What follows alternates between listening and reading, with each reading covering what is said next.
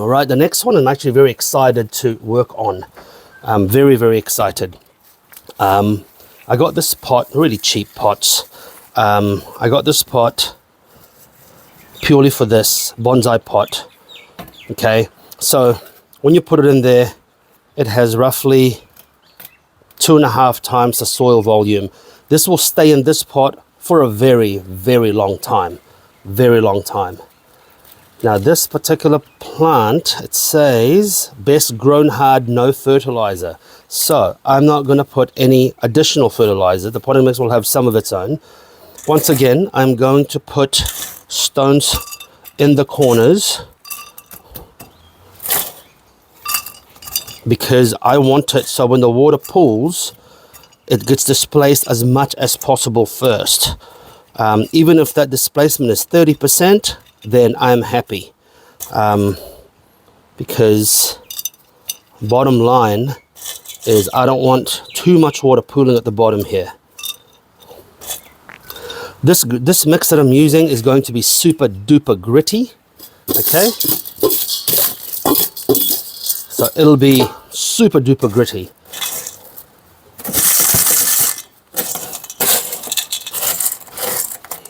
Okay, so first of all, before I plant this, I'm going to just trim the dead flowers off,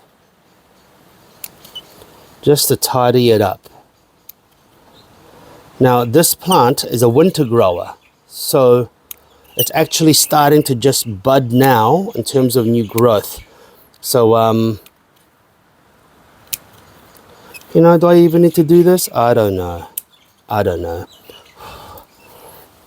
if I need to do this, but there's no harm in trimming dead things and debris.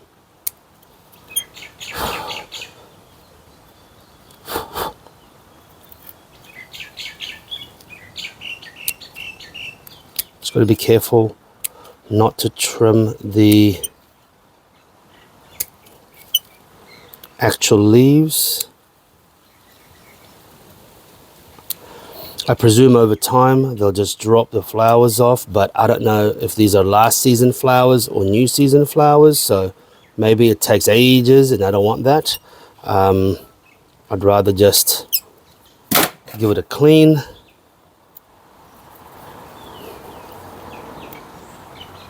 Sorry,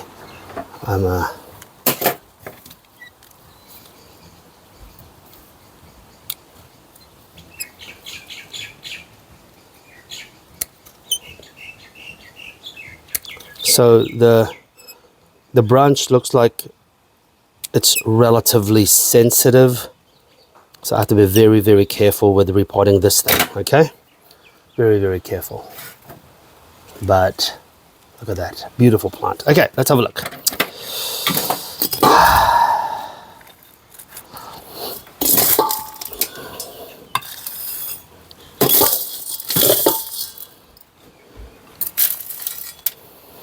What I'm doing is I am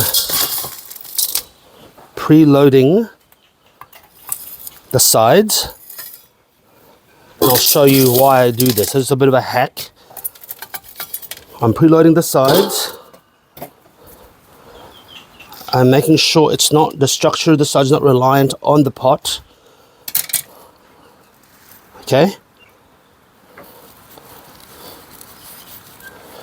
No thorns in this. I will use my bare hands because I want maximum dexterity. So squeeze, squeeze. It looks like some roots are starting to come to the bottom. So I think the structure of this particular plant is going to be quite solid. There you go. It is quite solid. Okay, so watch what I do. I put it in the center.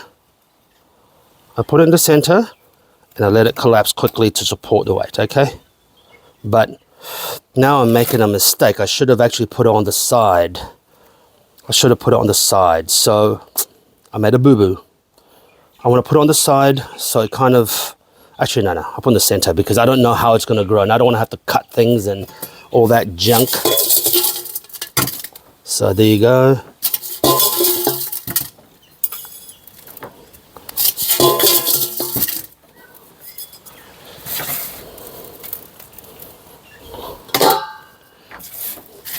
There.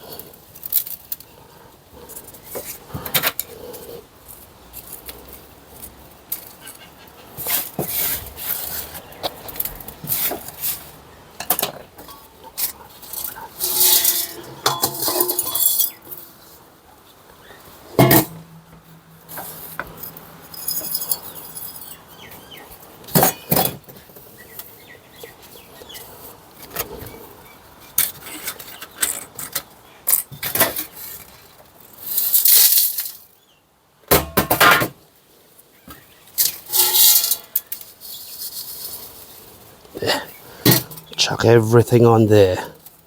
Okay, so what's awesome about it is that the roots are almost untouched. And I'm going to do a little touch. I'm going to put a stone, which later I'm going to replace with a green stone. Okay, so my mate from Touchstone Design, he carves punamus, and he has some surplus stones that he's not going to use anymore. They're not good for carving, but he's going to send them over. I'm going to crack them. So I'm going to do a mock stone right now. This is an amethyst, but I'm going to put a stone here, like this, which I'm going to replace later with a New Zealand punamu, okay? With a New Zealand punamu. So that's going to be pretty exciting. So there you go.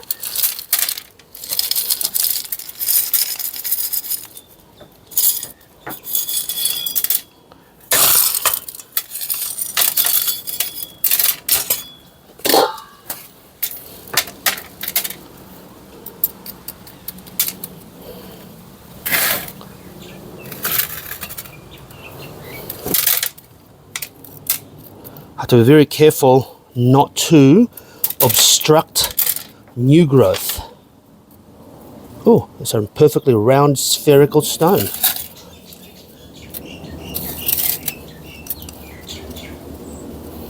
Also got to just press it into the soil so it stays on, and then any excess can come off.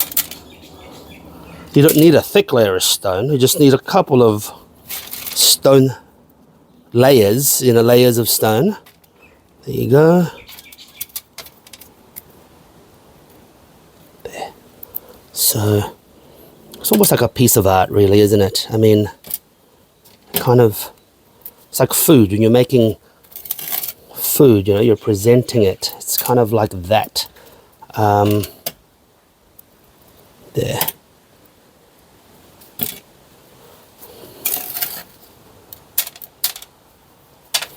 There we go.